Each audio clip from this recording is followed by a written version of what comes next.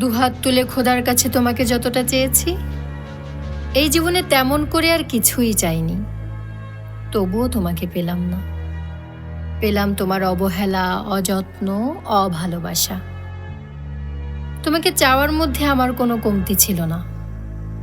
আমি কোনো কমতি রাখিনি, তবুও কেন পাইনি তোমাকে?